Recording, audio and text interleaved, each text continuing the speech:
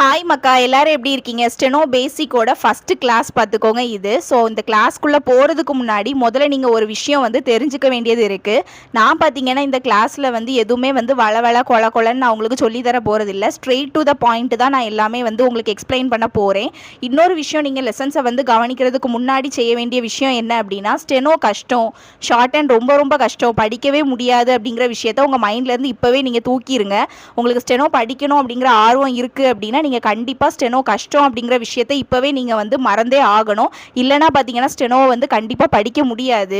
So இப்போ நம்ம வந்து கிளாஸஸ்க்குள்ளே போயிடலாம். ஃபஸ்ட்டு விஷயம் வந்து இந்த புக்கை நீங்கள் கண்டிப்பாக வாங்கியே ஆகணும். நான் சொன்ன மாதிரி உங்களுக்கு வந்து இந்த புக்கு கிடைக்கலனாலும் நீங்கள் எப்படியாவது வந்து தேடி பிடிச்சி வாங்கிடுங்க. வேறு வழி கிடையாது. படிக்கணும் அப்படின்னா வாங்கி தான் ஆகணும். நான் இப்போ என்ன பிளான் பண்ணியிருக்கேன் அப்படின்னு பார்த்தீங்கன்னா, நான் வந்து உங்களுக்கு நோட்லேயும் எழுதி வந்து எக்ஸ்பிளைன் பண்ணுவேன். அதுக்கப்புறமா உங்களுக்கு கிளியராக தெரியணும் அப்படிங்கிறதுக்காக போர்ட்லேயுமே எழுதி உங்களுக்கு எக்ஸ்பிளைன் பண்ணுறேன். அதே மாதிரி ஸ்டெனோ வீடியோ அப்படிங்கிறப்போ ரொம்ப லாங்காக தான் இருக்கும், பொறுமையாக தான் நான் உங்களுக்கு எக்ஸ்பிளைன் பண்ண முடியும் பார்த்துக்கோங்க. ஸோ அதனால் இந்த வீடியோ லாங்காக இருந்தாலும் பெருசாக எதுவும் எடுத்துக்காதீங்க. படிக்கணும் அப்படின்னா பொறுமையாக கவனித்து தான் ஆகணும், வேறு வழி இல்லை. ஸோ நம்ம வந்து கிளாஸஸ்க்குள்ளே இப்போ போயிடலாம், வளவலன்னு பேச வேண்டாம்.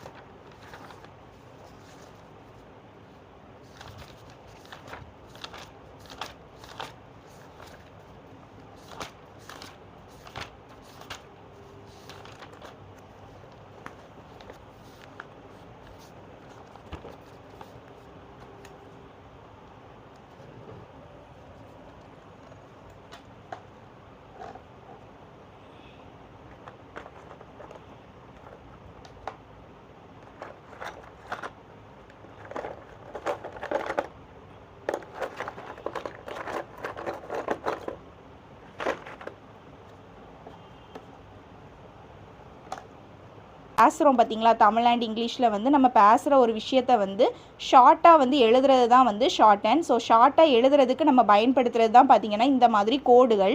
இந்த மாதிரி கோடுகள் யூஸ் பண்ணி நம்ம எழுதுகிறோம் பார்த்தீங்களா, அதை தான் நம்ம என்னென்னு சொல்கிறோம், ஷார்ட் ஹேண்ட் அப்படின்னு சொல்லுவோம். ஸோ விஷயம் என்ன அப்படின்னா, இந்த ஒவ்வொரு கோடுகளுக்கும் ஒவ்வொரு வந்து வார்த்தைகள் இருக்குது. இந்த கோடுக்கு ஒரு வார்த்தை இருக்கும், இந்த கோடுக்கு ஒரு வார்த்தை இருக்கும் அப்படிங்கிற மாதிரி ஒவ்வொரு கோடுக்கும் ஒவ்வொரு வார்த்தைகள் இருக்கும். ஒவ்வொரு வார்த்தையுமே எழுதுறதுக்கு இந்த மாதிரி கோடுகள் பயன்படுத்துகிறோம் பார்த்தீங்களா. இந்த கோடுகளை தான் நம்ம என்னன்னு சொல்லுவோம் அப்படின்னா ஸ்ட்ரோக்ஸ் அப்படின்னு சொல்லுவோம். ஸ்ட்ரோக்ஸ், ஓகேவா? நோட் பண்ணி வச்சுக்கோங்க. இந்த மாதிரி கோடுகள் நம்ம பயன்படுத்துகிறத என்னன்னு சொல்லுவோம் அப்படின்னா ஸ்ட்ரோக்ஸ் அப்படின்னு நம்ம சொல்கிறோம். ஸோ இந்த மாதிரி கோடுகளை வந்து இந்த மாதிரி நோட்டில் எப்படி யூஸ் பண்ணணும் அப்படின்னு பார்த்தீங்கன்னா, இப்படி இந்த 2 லைனையும் இப்படி டச் பண்ணி யூஸ் பண்ணக்கூடாது, அது மிஸ்டேக், ஓகேவா? இந்த மாதிரி 2 லைனுமே டச் ஆகிற மாதிரி கண்டிப்பாக யூஸ் பண்ணவே கூடாது. நம்ம எப்படி எழுதணும் அப்படின்னா, இந்த மேலே உள்ள லைன் வந்து டச் ஆகக்கூடாது. இந்த இருக்குது பார்த்தீங்களா, இந்த மாதிரி தான் ஸ்ட்ரோக் போடணும். கீழே உள்ள லைனில் டச் ஆகணும். ஸோ இந்த மாதிரி தான் வந்து ஸ்ட்ரோக்ஸ் யூஸ் பண்ணணும். இது வந்து சவுண்ட் வச்சு வேரியேஷன் ஆகும். இப்படி மேலே போடுற மாதிரி, இந்த மாதிரி லைனை டச் பண்ணுற மாதிரி, இதை கட் பண்ணுற மாதிரி, இந்த மாதிரியெல்லாம் வேரி ஆகும். இதை பற்றி நம்ம போக போக படிக்கலாம். ஆனால் பேசிக்காக இந்த மேலே லைனை டச் பண்ணி இப்படி நம்ம வந்து ஸ்ட்ரோக் போடக்கூடாது, இது மிஸ்டேக்கு. ஸோ எப்படி தான் ஸ்ட்ரோக் போடணும் அப்படின்னா இவ்வளோ தான் போடணும், ஓகேவா? இந்த மாதிரி தான் போடணும், மேலே லைன் டச் ஆகக்கூடாது. இதை ஃபஸ்ட்டு நீங்கள் வந்து தெரிஞ்சுக்கோங்க. நம்ம இப்போ ஃபஸ்ட்டு பார்க்க போகிறது பார்த்திங்கன்னா அத்தியாயம் 1 தான் பார்க்க போகிறோம். ஹேண்ட் ரைட்டிங் ஏன் இவ்வளோ கொடூரமாக இருக்குன்னுலாம் கேட்காதீங்க, இப்படி தான் இருக்கும், வேறு ஒன்றும் செய்ய முடியாது. அத்தியாயம் 1 தான் வந்து நம்ம இப்போ பார்க்க போகிறோம். அத்தியாயம் 1ல் வந்து மெய் எழுத்துக்கள் பார்க்க போகிறோம், ஓகேவா? மெய் எழுத்துக்கள். ஃபஸ்ட்டு மெய் எழுத்துக்களில் நம்ம பார்க்க போகிறது பார்த்திங்கன்னா இப்பு அல்லது பா தான் பார்க்க போகிறோம். இந்த இப்பு அல்லது பாவை எப்படி கோடாக பயன்படுத்தணும் அப்படின்னு பார்த்தீங்கன்னா, ஒன்றும் பெரிய விஷயம்லாம் கிடையாது. இந்த மாதிரி சைடு வாக்கில் லேஸாக வந்து போடணும், ஓகேவா? மேலே லைன் டச் பண்ணக்கூடாது. நான் சொன்ன மாதிரி மேலே லைனை டச் பண்ணி நம்ம வந்து ஸ்ட்ரோக்ஸ் போடவே கூடாது. இந்த மாதிரி தான் போடணும், ஓகேவா? கொஞ்சம் சரிவாக வந்து போட்டாச்சுன்னா அது என்ன அப்படின்னா பான்னு அர்த்தம், ஓகேவா? ஸோ இதை நீங்கள் எப்படி ப்ராக்டிஸ் பண்ணணும் அப்படின்னா ஒன்றும் பெரிய விஷயம் கிடையாது. இந்த மாதிரி ஒரு லாங் சைஸ் நோட் எடுத்துக்கோங்க. இந்த சைடில் இப்பு அல்லது பா அப்படின்னு மென்ஷன் பண்ணிக்கோங்க. மென்ஷன் பண்ணிக்கிட்டு இந்த பா அப்படிங்கிற நான் இப்போ சொல்லி கொடுத்த அந்த ஸ்ட்ரோக் இருக்குது பார்த்தீங்களா, அந்த மாதிரி சரிவாக போடணும் அப்படின்னு சொல்லிட்டு இப்படி பா பா அப்படின்னு சொல்லி நீங்கள் சொல்லி எழுதணும். நம்ம சின்ன பிள்ளையில் வந்து ஏபிசிடி எல்லாம் எப்படி சொல்லி எழுதுவோமோ அதே போல் வந்து சொல்லி பா பா அப்படின்னு சொல்லி எழுதணும். அப்போ தான் உங்களுக்கு வந்து இது மறக்காது, உங்களுக்கு மண்டைக்குள்ளேயே இருக்கும், மறந்து போகாது, ஓகேவா? இதை வந்து எவ்வளோ வாட்டி எழுதணும், எவ்வளோ வாட்டி ப்ராக்டிஸ் பண்ணணும் அப்படின்னு நீங்கள் கேட்பீங்க. நீங்கள் வந்து உங்களுக்கு மறக்காமல் இருக்கிறது வரைக்கும் நீங்கள் இத்தனை பக்கம் ப்ராக்டிஸ் பண்ணுங்கள் அப்படின்னு நான் சொல்ல விரும்பலை. உங்களுக்கு இப்போ நான் பா அப்படின்னு ஒரு வார்த்தை சொன்னோம்னா பாக்கு வந்து இதுதான் கோடு அப்படிங்கிறது உங்கள் மைண்டில் வரது வரைக்கும் நீங்கள் ப்ராக்டிஸ் பண்ணி தான் ஆகணும். ஏன்னா இப்போ பா மட்டும் நான் உங்களுக்கு சொல்லி கொடுத்துருக்கேன், இப்படி சைடாக வரும் அப்படின்னு நான் உங்களுக்கு பா மட்டும் சொல்லி கொடுக்கும்போது உங்களுக்கு ஞாபகம் இருக்கும். இதே இது நம்ம நிறைய விஷயங்கள் படிக்கும்போது என்ன ஆகும் அப்படின்னா மறந்து போயிடும். இனி பாக்கு எடுத்து நம்ம டா படிப்போம், அப்படி நிறைய விஷயங்கள் படிக்க நேரம் என்ன ஆகும்னா இந்த பா எப்படி கோடு வரும் அப்படிங்கிறது மறந்து போயிடும். ஸோ மறக்காமல் இருக்கணும் அப்படிங்கிறப்போ நீங்கள் ரிப்பீட்டடாக இதை ப்ராக்டிஸ் பண்ணியே ஆகணும். ஸோ என்ன பண்ணலாம் அப்படின்னா கிட்டத்தட்ட ஒரு பக்கமோ இல்லை 1.5 பக்கமோ இல்லை 2 பக்கமோ உங்களுக்கு வந்து மறக்காமல் இருக்கிறது வரைக்கும் நீங்கள் வந்து ப்ராக்டிஸ் பண்ணியே ஆகணும். இந்த வெறும் பாவை மட்டுமே நான் சொல்கிறேன். இப்போ உங்களுக்கு புரிஞ்சிருக்கும் அப்படின்னு நான் நினைக்கிறேன். பா அப்படிங்கிறப்போ இந்த மாதிரி சைடாக வந்து கோடு போடணும் அப்படின்னு நான் வந்து உங்களுக்கு எக்ஸ்பிளைன் பண்ணிட்டேன். ஓகே, நெக்ஸ்ட் பார்க்கலாம். சில வார்த்தைகளை அழுத்தமாக உச்சரிக்கிறதுக்காக நம்ம இந்த பாவை வந்து அழுத்தமாக சொல்லுவோம். ஸோ அந்த இடத்துல என்ன செய்யணும் அப்படின்னா இதே பாவை தான் அழுத்தமாக போடணும், இருத்தி போடணும். இருத்தி போட்டிங்கன்னா அழுத்தமாக வரக்கூடிய இடத்த வந்து நம்ம சொல்கிறதாட்டு மீனிங். ஓகேவா? என்னம்மா இது வசனமே புரியலை அப்படிங்கிற மாதிரி தான் இப்போ உங்களுக்கு இருக்கும். பார்த்துக்கோங்க, போக போக உங்களுக்கு வந்து நிறைய லெசன்ஸ் வரும்போது உங்களுக்கு லேர்ன் பண்ணும்போது இந்த விஷயங்கள் எல்லாமே உங்களுக்கு வந்து பழகிரும். இப்போ வந்து ஸ்டார்டிங் பேசிக் அப்படிங்கிறப்போ உங்களுக்கு கொஞ்சம் வித்தியாசமாக தான் ஃபீல் ஆகும். நான் சொன்ன மாதிரி பா அப்படிங்கிறப்போ இந்த மாதிரி லேசாக போடணும். சில இடங்களில் அழுத்தமாக நம்ம பயன்படுத்தும் போது இந்த மாதிரி டார்க்காக போடணும். ஸோ பா நம்ம படித்தாச்சு. நெக்ஸ்ட்டு பார்த்தீங்கன்னா இட்டு அல்லது டா. ஓகேவா? நெக்ஸ்ட்டு இட்டு அல்லது டா. இந்த டாவை வந்து எப்படி நம்ம வந்து ஸ்ட்ரோக்காக போடுறோம் அப்படின்னா ஒன்றும் பெருசாக இல்லை, ரொம்ப ஈஸி. ஸ்ட்ரெயிட்டாக போடுறோம். அங்கே எப்படி பாவை வந்து கொஞ்சம் சைடாக போட்டோமோ இங்கே டாவை வந்து ஸ்ட்ரெயிட்டாக போடுறோம். அதுதான் டாவை குறிக்குது. சரியா? இதே டாவை நம்ம சில இடங்களில் அழுத்தமாக சொல்லுவோம். இதே டா அல்லது இட்டை வந்து நம்ம சில இடங்களில் அழுத்தமாக சொல்லும்போது கொஞ்சம் டார்க்காக போடணும். அவ்வளோதான். எப்படி நம்ம பா யூஸ் பண்ணோமோ அதே போல் தான் இப்போ வந்து டாவும் யூஸ் பண்ணியிருக்கோம். ஓகேவா? நெக்ஸ்ட் போயிடலாம். நெக்ஸ்ட்டு பார்த்தீங்கன்னா இச்சு அல்லது இச்சா. அது எப்படி பயன்படுத்தணும் அப்படின்னா இந்த மாதிரி சைடாக வரும். பா வந்து இந்த மாதிரி போட்டோம், டா வந்து இந்த மாதிரி போட்டோம். இச்சா அப்படிங்கிறப்போ அல்லது இச்சு அல்லது இச்சா அப்படிங்கிறப்போ இந்த மாதிரி சைடாக போடணும். இதே வந்து ஜா அப்படிங்கிறப்போ இன்னும் டார்க்காக அழுத்தமாக போடணும்.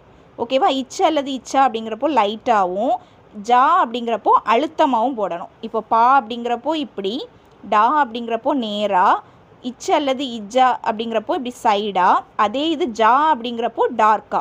ஓகேவா? உங்களுக்கு புரிஞ்சிருக்கும் அப்படின்னு நினைக்கிறேன். இதை நீங்கள் வந்து ரிப்பீட்டடாக ப்ராக்டிஸ் பண்ணும்போது உங்களுக்கு வந்து பழகிரும். உங்கள் கையில் புக்கு கண்டிப்பாக இருக்கணும். புக்கை வச்சு நீங்கள் ப்ராக்டிஸ் பண்ணும்போது உங்களுக்கு வந்து மனசில் ஆயிரும். நெக்ஸ்ட்டு பார்த்தீங்கன்னா இக்கு அல்லது கா. இக்கு அல்லது காவை வந்து இப்படி நேராக போடணும். அதாவது நீங்கள் டேஷ் வந்து நம்ம போடுவோம் தெரியுமா, அந்த டேஷை வந்து கூட கொஞ்சம் நீட்டி போட்டாச்சுன்னா அது வந்து இக்கு அல்லது காவை குறிக்கும் அப்படின்னு அர்த்தம். இதே வந்து இக்கு அல்லது கா வந்து எங்கேயாவது அழுத்தமாக வரும் தெரியுமா, அழுத்தமாக வரக்கூடிய இடத்துல வந்து கொஞ்சம் டார்க்காக போடணும். இவ்வளோ தான் விஷயம்.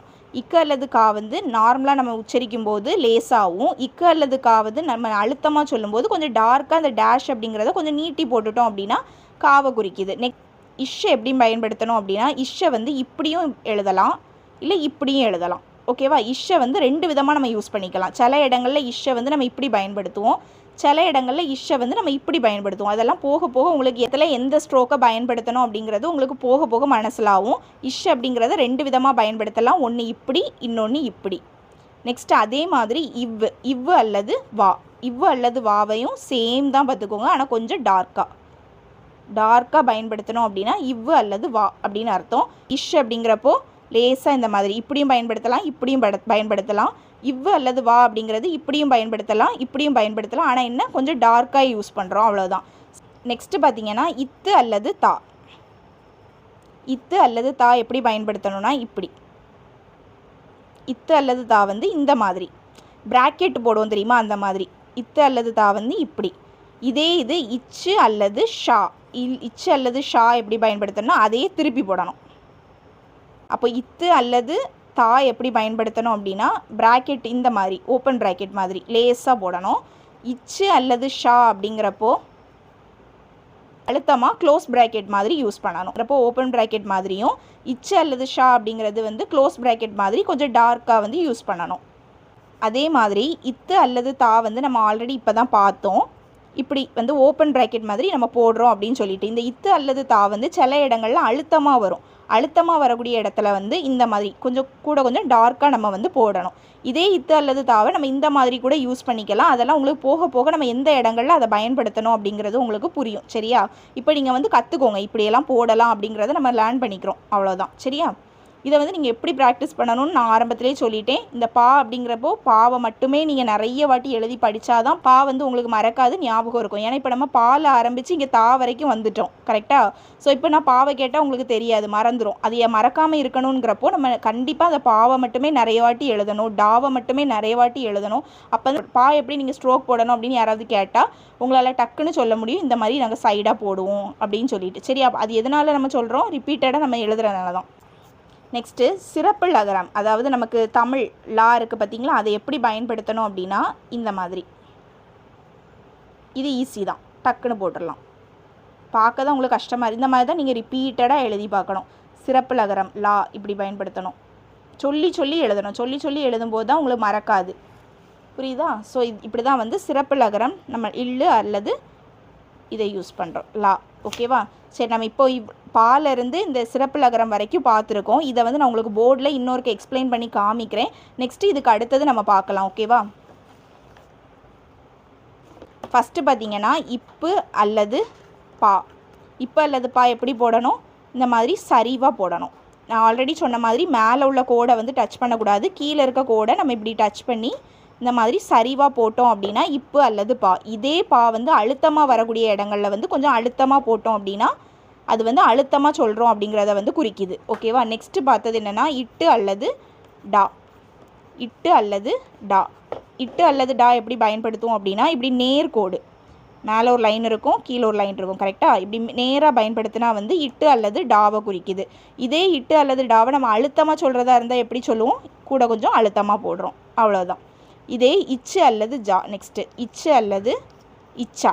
இச்சு அல்லது இச்சா எப்படி பயன்படுத்துவோம் அப்படின்னா இப்படி சரிவா, புரியுதா? இச்சு அல்லது இச்சா எப்படி பயன்படுத்துவோம்னா இப்படி சரிவா பயன்படுத்துவோம்.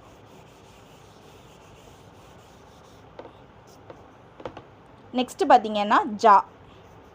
ஜா எப்படி பயன்படுத்துவோம் அப்படின்னு நம்ம பார்த்தோம் அப்படின்னா அழுத்தமாட்டு. இப்போ இச்சு அல்லது இச்சாவும் நம்ம சேம் தான், இதே இது தான். ஆனால் இச்சு அல்லது இச்சாவை நம்ம என்ன பண்ணுறோம் அப்படின்னா கொஞ்சம் லேஸாக போடுவோம். ஜா அப்படிங்கிறப்போ என்ன செய்வோம் அப்படின்னா அழுத்தமாக போடுவோம். அதுதான் டிஃப்ரென்ஸு. இதுக்கு தான் நம்ம ஸ்டெனோ பென்சில் வந்து நம்ம யூஸ் பண்ணுறது. ஏன்னா ஸ்டெனோ பென்சில் வந்து லேஸாக மாதிரி டார்க்காக வரக்கூடிய இடங்களை வந்து ஸ்டெனோ பென்சில் வச்சு நம்ம எழுதும்போது நமக்கு ஈஸியாக வந்து டிஃப்ரென்ஷியேட் பண்ணிக்க முடியும். ஆனால் இதே இதை வந்து டாம்ஸ் பென்சிலில் பண்ண முடியுமான்னு கேட்டிங்கன்னா கம்பேரிட்டிவாக லோ தான். ஏன்னா டாம்ஸ் பென்சில் வந்து கொஞ்சம் டார்க்காக எழுதக்கூடிய பென்சில். ஓகே, நெக்ஸ்ட்டு வந்து அடுத்து என்ன பார்த்தோம், இக்கு அல்லது கா பார்த்தோம், கரெக்டாக? இக்கு அல்லது கா எப்படி பயன்படுத்தணும், ஈஸி தான். இக்கு அல்லது கா வந்து நம்ம எப்படி வந்து டேஷ் யூஸ் பண்ணுறோம் பார்த்தீங்களா, அதை போல் அதை வந்து கொஞ்சம் நீட்டமாக போட்டுட்டோம்னா இக்கு அல்லது கா அப்படின்னு அர்த்தம். இதே இக்கு அல்லது காவை டார்க்காக போடணும் அப்படின்னா, அதாவது அழுத்தமாக வரக்கூடிய இடத்துல எப்படி பயன்படுத்தணும் அப்படின்னா ஒன்றும் பெருசாக இல்லை, டார்க்காக போடணும், அவ்வளவுதான். நெக்ஸ்ட் என்ன பார்த்தோம், இஷ்ஷு பார்த்தோம். இஷ்ஷு எப்படி பயன்படுத்தலாம், இஷ்ஷு வந்து இப்படியும் போடலாம் இப்படியும் போடலாம். இஷ்ஷு வந்து லேஸாக போடணும், புரியுதா உங்களுக்கு? லைட்டாக போடணும் ரெண்டு பக்கமாகவும். அது நான் சொன்ன மாதிரி எந்தெந்த இடத்துல பயன்படுத்தணும் அப்படிங்கிறது நம்ம போக போக கற்றுக்கலாம். நெக்ஸ்ட்டு என்ன பார்த்தோம், இவ்வு அல்லது வா. இவ்வு அல்லது வா. இஷ்ஷு எப்படி போட்டோமோ அதே மாதிரி தான், ஆனால் என்ன, இதை டார்க்காக போடுவோம். இவ்வு அல்லது வாவை ரெண்டு பக்கமாகவும் யூஸ் பண்ணிக்கலாம், ஆனால் என்ன பண்ணுவோம், டார்க்காக போடுவோம். ஓகேவா? நெக்ஸ்ட் என்ன பார்த்தோம், இத்து அல்லது தா. இத்து அல்லது தா எப்படி பயன்படுத்தணும்னு நான் சொன்னேன், ஓப்பன் ப்ராக்கெட் மாதிரி.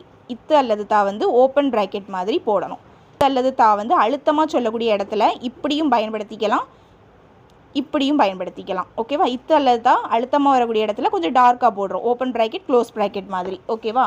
நெக்ஸ்ட்டு வந்து இச்சு அல்லது ஷா. இச்சு அல்லது ஷா இது எப்படி பயன்படுத்துகிறோம் அப்படின்னா க்ளோஸ் ப்ராக்கெட் மாதிரி. இச்சு அல்லது இந்த ஷா எப்படி பயன்படுத்துவோம்னா க்ளோஸ் ப்ராக்கெட் மாதிரி. ஓகேவா?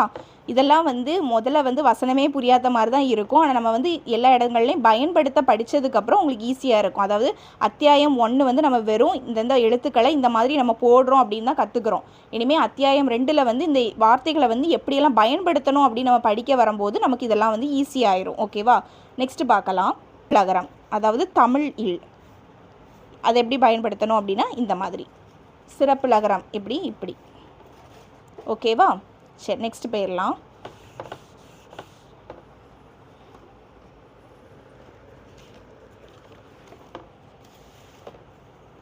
இம்மு அல்லது மா.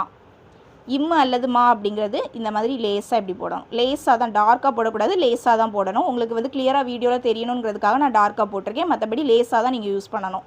இம்மு அல்லது மா அப்படிங்கிறப்போ இப்படி வரும். இம்பா இம்பா அப்படின்னு வர இடத்துல வந்து கொஞ்சம் டார்க்காக பயன்படுத்தணும். இப்போ எக்ஸாம்பிளுக்கு வந்து தம்பி அப்படிங்கிறப்ப அழுத்தமாக நம்ம சொல்கிறோம். கரெக்டாக அழுத்தமாக சொல்கிற இடத்துல நான் எப்போவுமே சொன்ன மாதிரி நம்ம போடுற ஸ்ட்ரோக்கை டார்க்காக போட்டோம் அப்படின்னா அழுத்தமாக வர இடம் தம்பி இம்பா அப்படிங்கிறது டார்க்காக வருது, அதாவது அழுத்தமாக வருது. ஸோ அப்போ அதே மா ஸ்ட்ரோக்கை கொஞ்சம் அழுத்தமாக போடுறோம், அவ்வளோதான். நெக்ஸ்ட்டு பார்த்தீங்கன்னா இன் அல்லது இன், அதாவது நா அல்லது இந்த நா. ஓகேவா?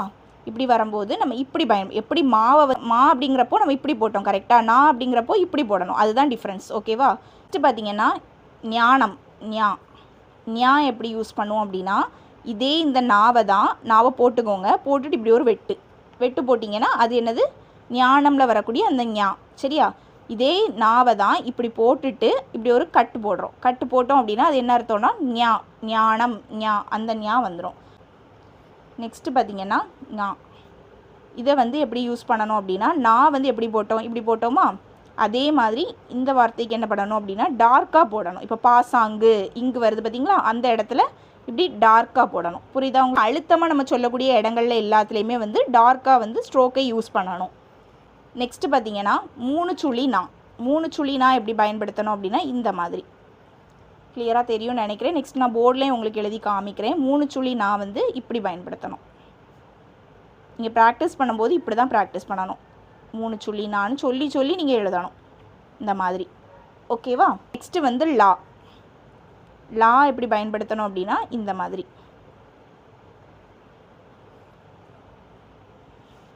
கீழே இப்படி. ஆக்சுவலாக ஃபஸ்ட்டே நான் உங்ககிட்ட ஒரு விஷயம் சொல்லியிருக்கணும், சொல்லாமல் விட்டுட்டேன் பார்த்துக்கோங்க. எப்போவுமே ஸ்ட்ரோக் யூஸ் பண்ணும்போது இந்த மாதிரி நேராக தான் பயன்படுத்தணும். இந்த மாதிரி டிசைனெல்லாம் யூஸ் பண்ணியெல்லாம் வரையலாம் கூடாது. இந்த மாதிரி நேராக தான் பயன்படுத்தணும். ஓகேவா? அப்படிங்கிறத எப்படி பயன்படுத்தணும், இந்த மாதிரி லான்னு சொல்லி நீங்கள் எழுதணும். ஓகேவா? யா எப்படி பயன்படுத்தணும் அப்படின்னா இந்த மாதிரி லேசாக ஒரு கொக்கி மாதிரி இந்த மாதிரி லேசாக ஒரு கொக்கி மாதிரி போட்டிங்கன்னா அது யா. ஓகேவா? லா இதை எப்படி பயன்படுத்தணும் அப்படின்னா இந்த கொக்கி வந்து யாக்கு இப்படி ஒரு கொக்கி போட்டிங்கல்ல, அந்த கொக்கியை கொஞ்சம் பெருசாக போடணும். பெருசாக போட்டிங்கன்னா அது என்னது லா. இல்லான்னு நம்ம பயன்படுத்துவோம், சில இடங்களில் அழுத்தமாக பயன்படுத்துவோம். பள்ளி அந்த மாதிரியெல்லாம் பயன்படுத்துகிற இடத்துல இப்படியும் போடலாம், இல்லைன்னா இப்படியும் போடலாம். புரியுதா உங்களுக்கு? இப்படியும் யூஸ் பண்ணிக்கலாம். ஓகேவா? இது வந்து இந்த பள்ளி அந்த மாதிரி அழுத்தமாக வரக்கூடிய இடத்துல வந்து இந்த மாதிரி யூஸ் பண்ணிக்குவோம். வந்து ஹா எப்படி பயன்படுத்தணும் அப்படின்னா இந்த மாதிரி இப்படியும் பயன்படுத்தலாம், இப்படியும் பயன்படுத்தலாம் அப்படின்னு வரும். கரெக்டாக? ஹாரம் அப்படின்னு வரும்போது எப்படி யூஸ் பண்ணுவோம், ஹா வருது. அப்போ ஹாவை எப்படி பயன்படுத்தணும், இந்த மாதிரி பயன்படுத்தணும்.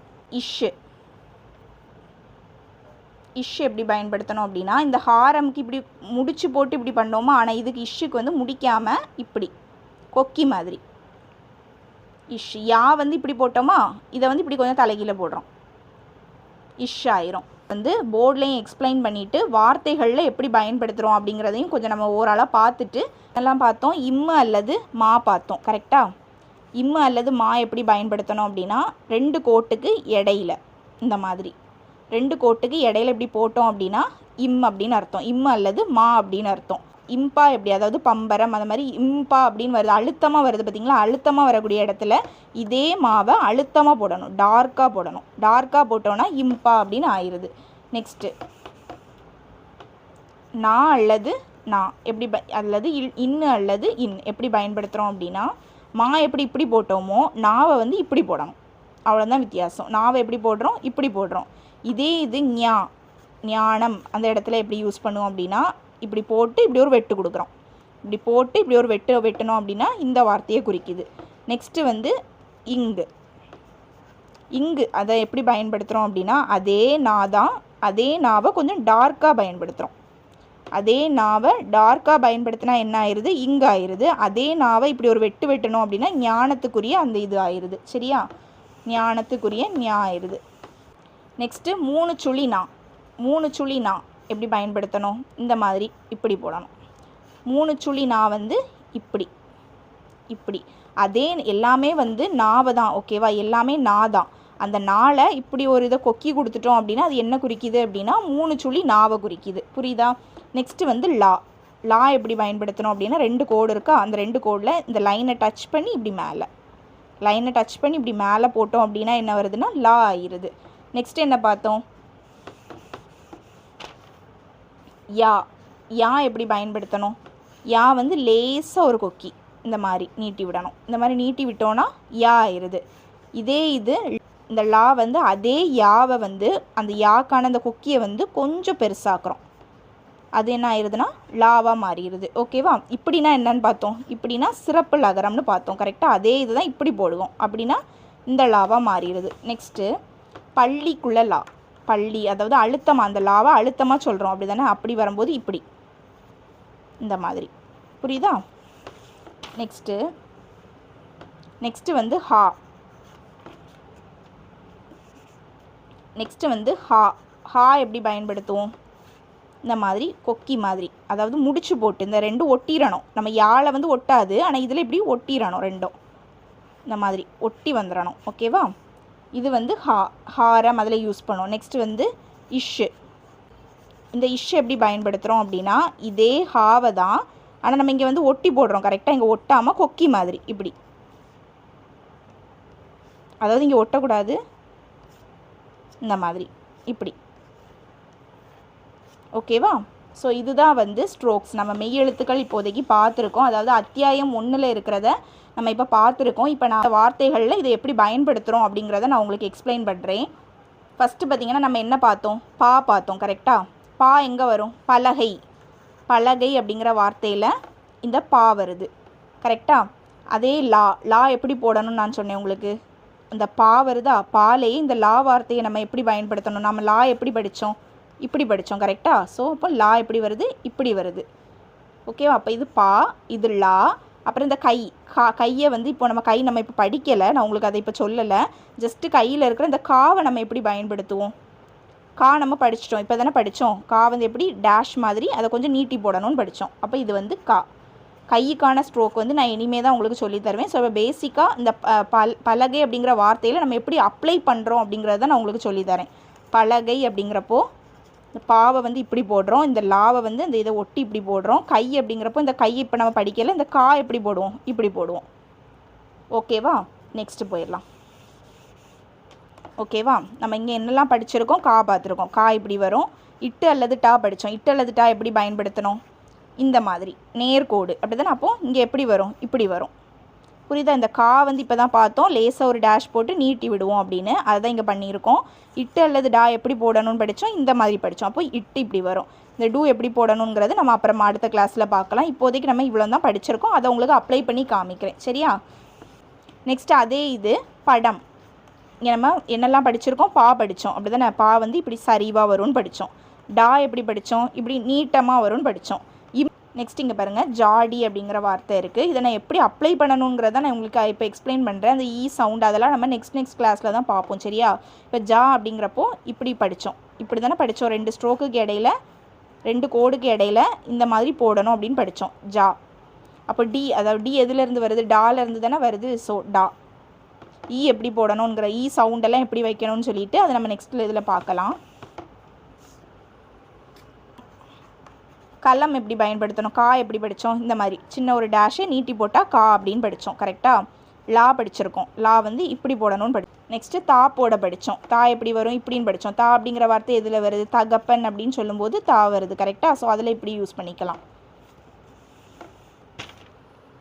மலை அப்படிங்கிற வார்த்தையில் இந்த மா வருது. மா எப்படின்னு படித்தோம்? இப்படி படித்தோம். கரெக்டாக? மா. இந்த லா எப்படி வரும்? இப்படி வரும். லை எப்படி போடணுங்கிறத நம்ம அப்புறம் பார்க்கலாம். இங்கே பாருங்கள், நடி. நடி அப்படிங்கிற வார்த்தையில் இந்த நா போட படித்தோம். எப்படி படித்தோம்? நா. அந்த மா வார்த்தை இப்படி வரும், நாவை வந்து இப்படி போடணும் அப்படின்னு நான் சொல்லி கொடுத்தேன். ஸோ நடி அப்படிங்கிற வார்த்தையில் இந்த நாவை நம்ம யூஸ் பண்ணுறோம். நெக்ஸ்ட்டு வந்து பனி. 3 சுழி நா வருது பாருங்கள். 3 சுழி நா எப்படி பயன்படுத்துவோம் நம்ம? ஸோ நம்ம பாவும் படிச்சிருக்கோம், இந்த 3 சுழி நாவும் படிச்சிருக்கோம். கரெக்டாக? அப்போ பா எப்படி போடுவோம்? இப்படி. இந்த 3 சுழி நா எப்படி படித்தோம்? இப்படி படித்தோம். இந்த நாளையே இப்படி ஒரு கொக்கி போட்டோம் அப்படின்னா அது என்னது? 3 சுழி நாவாக மாறிடும்னு படித்தோம். கரெக்டாக? அப்போ இந்த பா வந்து இப்படி வருது, சைடாக வரும். இந்த 3 சுழி நா எப்படி வரும்னு படித்தோம்? இப்படி வரும்னு படித்தோம். கரெக்டாக? அப்போ இது என்ன ஆயிடுது? பனின்னு ஆகாது. அதை நீக்கி வந்து நம்ம ஒரு சவுண்டு வைக்கணும். அதை நான் உங்களுக்கு அப்புறமா நான் சொல்லித்தரேன். ஸோ இப்போ நான் வந்து உங்களுக்கு பேசிக்காக சொல்லித்தரேன். பான்கிறது இப்படி படித்தோம், இந்த 3 சுழி நான்கிறது இப்படி படித்தோம். இது இப்படி தான் அப்ளை பண்ணணும் அப்படிங்கிறத நான் உங்களுக்கு எக்ஸ்பிளைன் பண்ணுறேன். அவ்வளோதான். ஓகேவா? நெக்ஸ்ட்டு வந்து வளம்.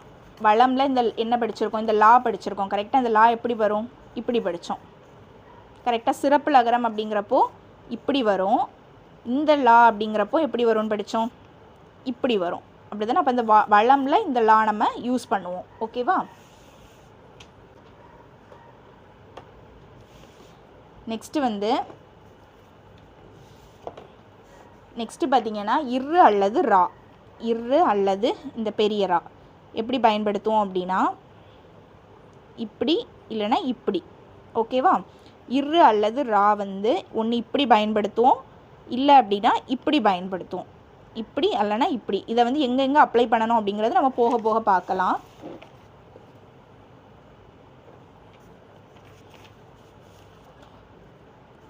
இரு அல்லது பெரிய ரா நம்ம எப்படி பயன்படுத்துவோம் அப்படின்னா பாருங்கள், இந்த மாதிரி கோடு இருக்குமா, அதில் வந்து இப்படியும் பயன்படுத்தலாம், இல்லைனா இப்படியும் பயன்படுத்தலாம்.